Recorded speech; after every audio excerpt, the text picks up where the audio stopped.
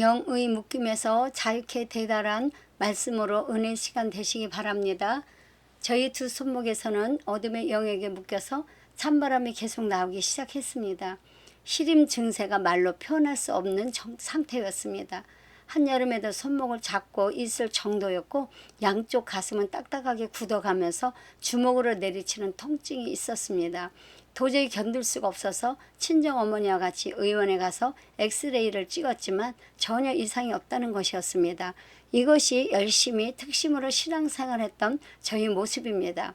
열심히 말씀 가운데 살아보려는 저희 영적인 상태는 사람의 잘못을 끊임없이 지적질하고 모든 문제를 남의 탓으로 돌렸습니다. 율법의 잣대로 남을 판단하는 영역에 사로잡혀서 제어가 되지 않는 것이었습니다. 그 당시 저는 모든 사람이 못마땅하게 생각하는 가운데 저는 영육간에 점점 피폐해져 갔습니다. 그런 가운데서도 주의 음성을 수시로 듣고 환상도 보고 잠만 자면 영적인 꿈을 꾸게 하셨습니다.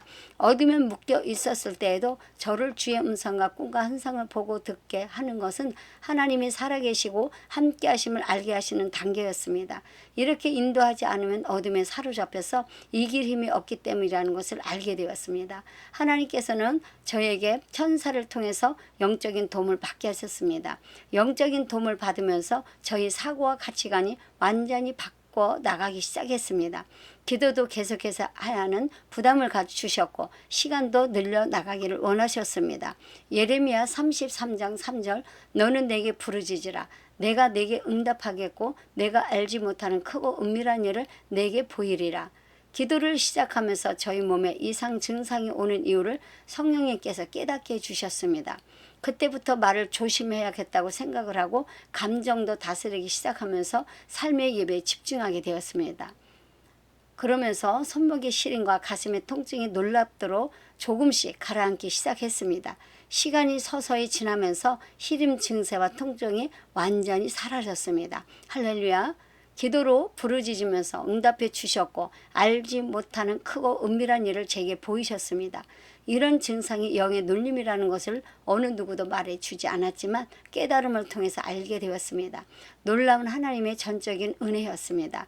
마가복음 4장 15절에서 16절 이 백성들의 마음이 완악하여져서 그 듣는 귀에 둔하고 눈은 감았으니 이는 눈으로 보고 귀로 듣고 마음으로 깨달아 돌이켜 내게 고침을 받을까 두려워함이라 하였느니라. 그러나 너희 눈은 봄으로 너희 귀는 들음으로 복이 있도다. 이 말씀을 읽어나가면서 마가복음 4장 15절에서 16절 말씀을 레마의 말씀으로 붙들고 하나님께 보는 눈과 듣는 귀와 깨닫는 마음을 달라고 저는 오랜 기간 기도했습니다. 그래서인지 영의 눈과 귀가 열리면서 환경을 통해서 말씀하시는 주의 음성을 듣게 되었습니다. 여러분도 한두 번에 끝나지 마시고 보는 눈과 듣는 귀와 깨닫는 마음이 영으로 오도록 말씀을 붙들고 기도해 보시기 바랍니다. 그러면 주님과의 막혔던 영의 통로가 열리게 됩니다. 오랜 시간 말씀으로 기도해서인지 깨닫는 마음을 주셨고 어떤 상황이 오면 하나님의 뜻이 알아지는 것이었습니다. 우리가 하나님의 뜻을 알아야 눌림에서 벗어날 수가 있습니다. 저희 말씀을 듣는 분들 가운데 병원에서 아무런 이상이 없는데 몸에 시린 증상이나 통증이 있다면 거의 영적인 묶임이라고 보시면 됩니다. 말과 행동과 생각을 조심하시고 매일 예배와 기도로 찬양으로 승리하시길 바랍니다. 말씀을 붙들고 기도하시면 놀라운 일들이 일어납니다. 기도한 말씀이 영이 되어 우리를 진리 가운데로 인도하십니다. 주님께서는 저를 계속해서 기도하는 장소로 인도해 주셨습니다. 기도의 시간을 계속해서 늘려가기를 원하셨습니다. 그러나 제 몸 상태는 약한 편이어서 오랜 시간 기도가 힘들었습니다. 하나님께 매일 이렇게 기도해야 하나요? 라고 물었습니다. 예수님께서 나도 습관에 따라 기도한다라고 루가복음 22장 39절 말씀을 하셔서 마음의 자유를 얻게 되었습니다. 진리가 너희를 자유케 하려는 말씀이 실제가 되었습니다. 영적인 도움을 받으면서 저의 신앙생활은 완전히 뒤바뀌게 되었습니다.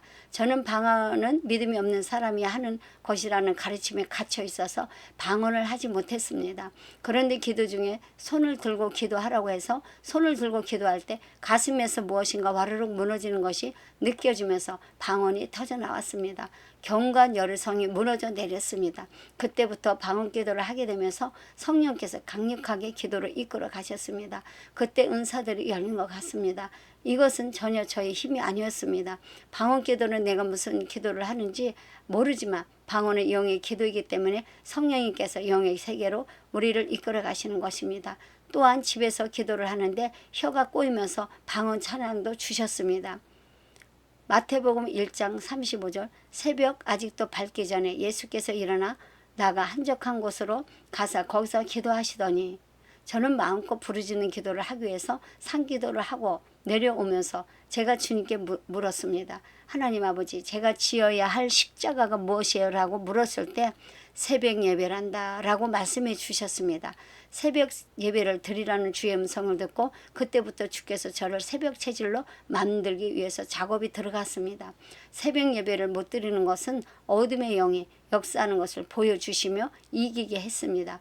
우리는 예수를 믿고 성령을 받았지만 영적 세력에 묶인 줄도 모르고 살아가는 것입니다. 그러나 주님을 사랑하고 영의 세계를 바라보며 반드시 우리를 묶였던 어둠의 영에서 풀어주는 은혜를 받게 됩니다. 육신에 묶인 것은 육신에 속한 사람으로 살아왔기 때문입니다. 다음 동영상은 하늘에서 떨어진 용을 제압하라는 말씀을 전하겠습니다. 기대해 주시기 바랍니다. 감사합니다.